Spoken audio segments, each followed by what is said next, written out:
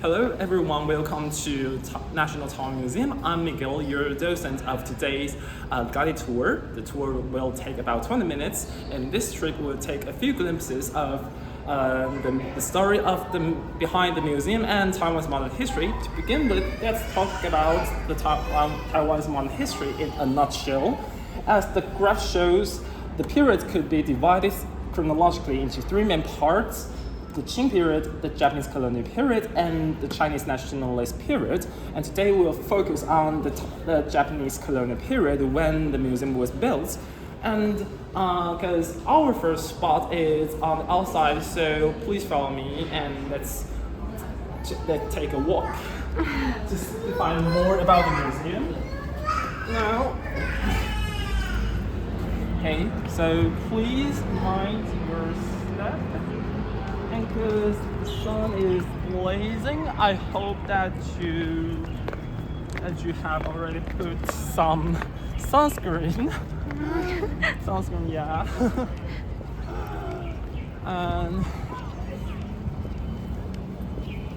And we're lucky because usually it rains in the winters in Taipei. Yeah. And is it your first time that you visit Taiwan? To be honest, I live in Taipei, so I'm a Taiwanese. Oh, great! so okay. So this is your first time that you come to the National Taiwan Museum? Yes, it's my first time. Oh, okay. Then let's explore this museum. Okay. Okay, so on my left-hand side is the first train engine ever used in Taiwan, imported from Germany in 1888 by a Qing imperial inspector. The train engines has a very mighty names, Teng Yun Hao, or the Teng Yun Express.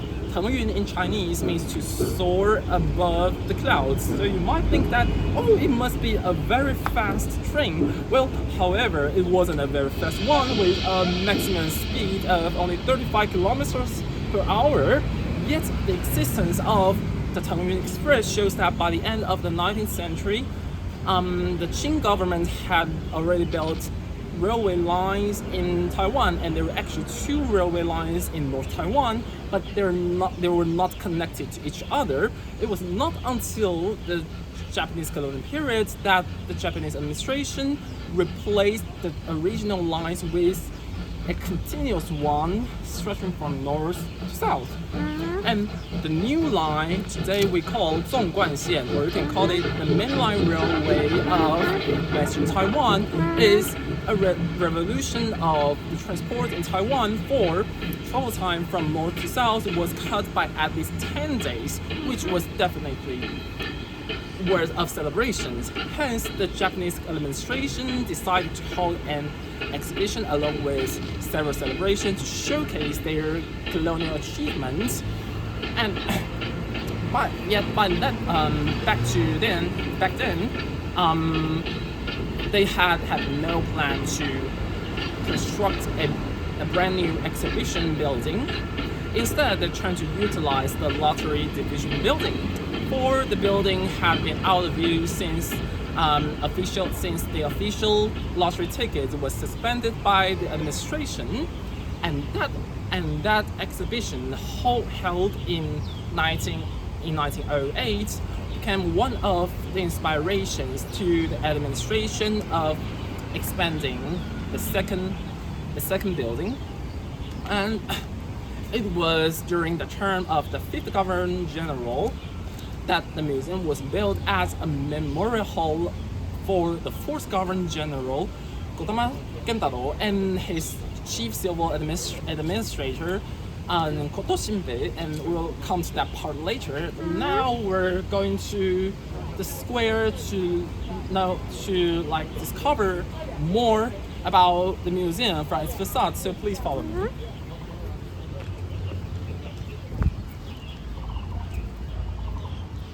And here's here's a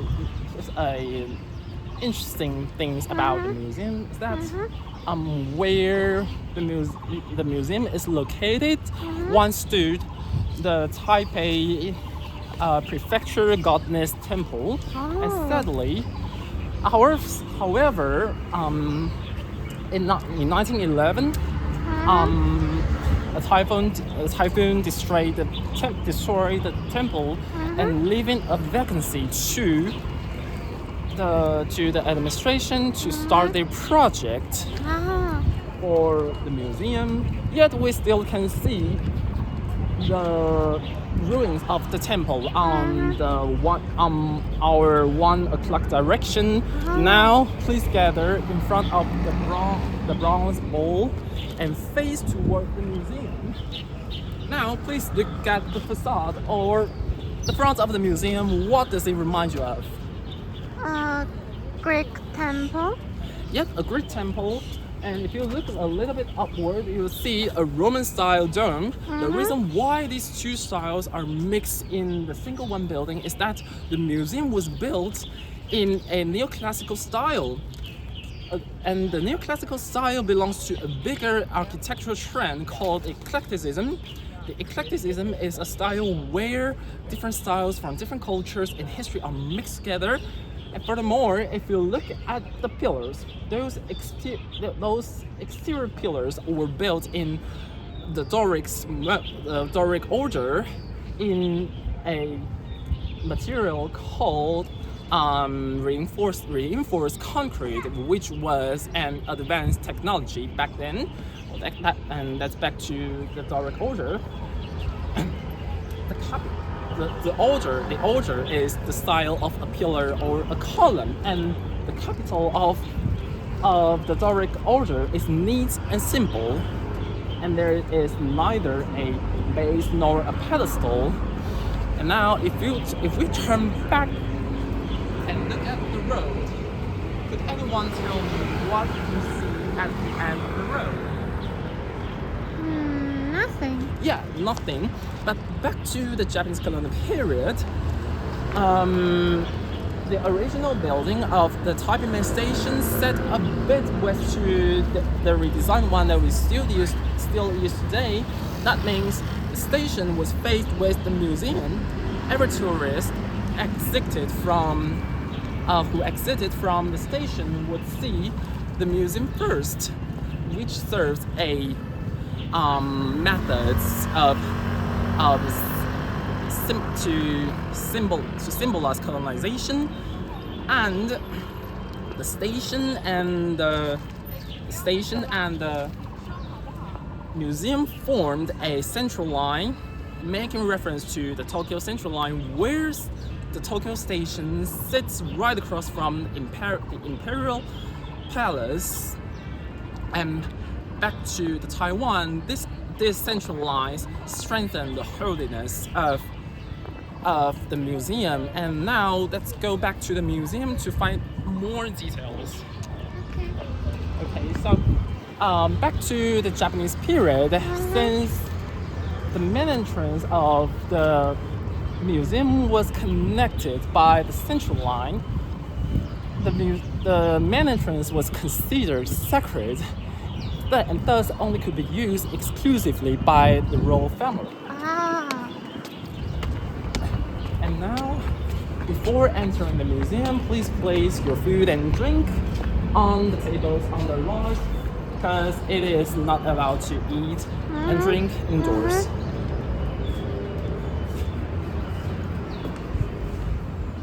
And remember to take out your ticket and put it against the screen to make sure the QR code is scanned. Thank you for your cooperation.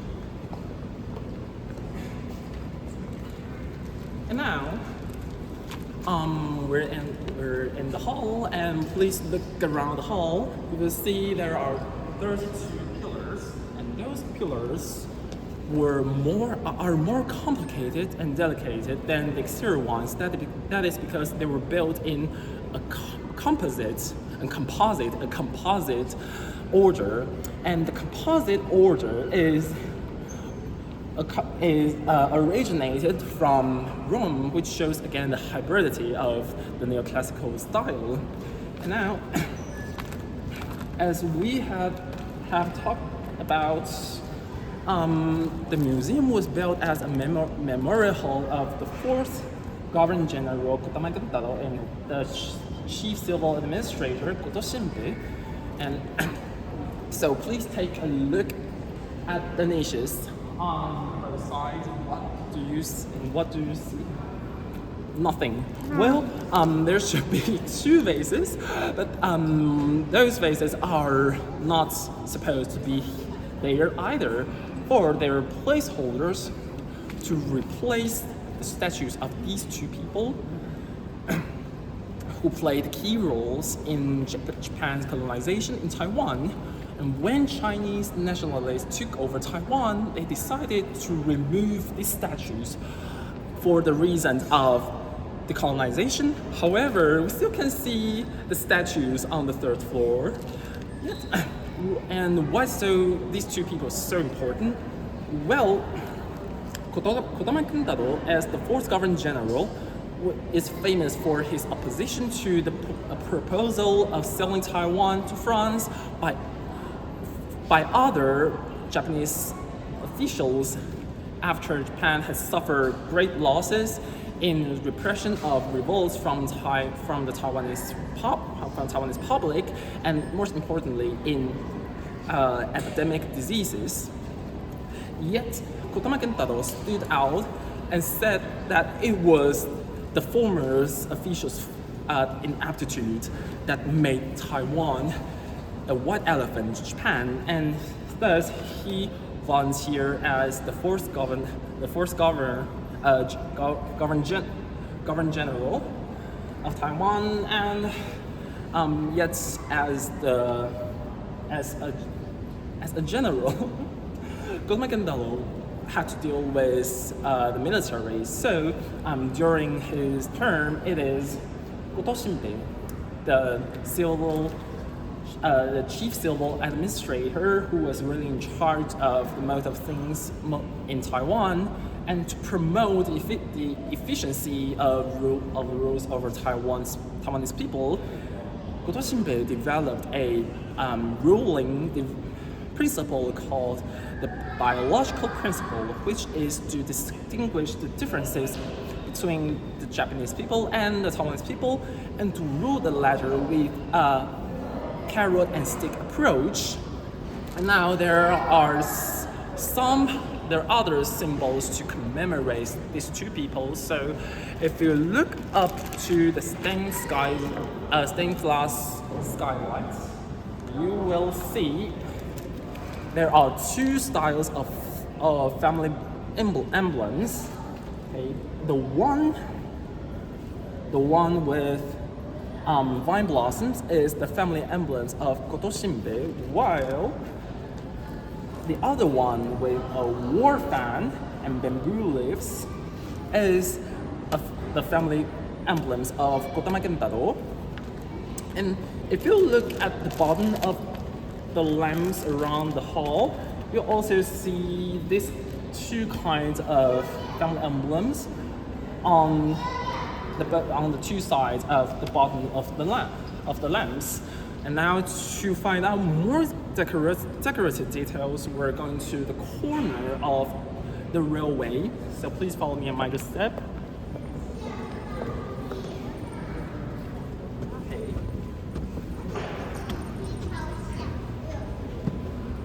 And now you can feel the handrail with your hand. It's high quality marble imported from Japan. And now please stay along the wall for your own safety. And if you touch the wall at the back, you will find a stark difference in the texture and the temperature. And that is because during the construction of the museum, the construction groups encountered a rising cost of raw materials, partly due to the World War I. So they were unable to afford putting marble on all the walls, so they had to choose another option. And if you look at the round windows on the front right, you'll see there are two windows, and they're in French they're called œil de bœuf, or the bull's eye window, and you'll find that they're decorated with fruit-like items. And they're actually tropical fruit commonly seen in Taiwan. And if you look out of the window, you'll see a row of palm trees. Actually, through the surroundings of the museum, there are plenty of species of palm trees planted by the Japanese administration. The reason why the Japanese administration chose the images of those tropical fruits and the palm trees is to meet their stereotype of Taiwan and to fulfill their fantasy of a tropical colony. And for our last part, we're going to see a special piece of our music collection, so please follow me.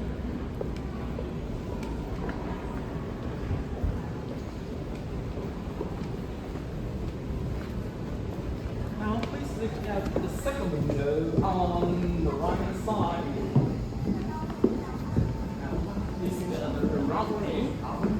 Okay, behind me it's a replica of the yellow tiger flag.